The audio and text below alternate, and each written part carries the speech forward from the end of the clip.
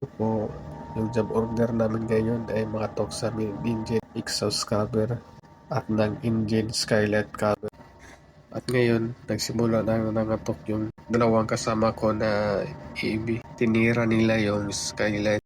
At dito naman ako sa kabila sa engine exhaust cover. Yun yung tinira ko gamit yung pneumatic hammer.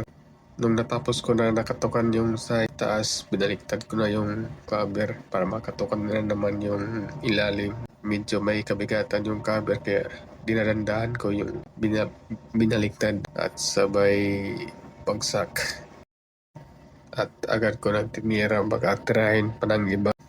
At nung natapos ko na yung isang cover, nag-render naman yung isang kasama ko na OS. At yung isang kasama ko na EB, malapit na rin siya matapos sa itaas ng skylight cover ng engine. At nung natapos na, biniliktan na namin yung skylight cover gamit namin yung forklift namin na manomatic.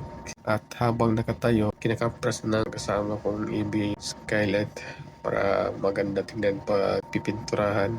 Nung natapos na ni OIS na nag-render yung isang cover, tinira na naman niya yung isa. Pagkatapos nakaprasa ng kasama ko yung skylight, pininturahan niya ng primer.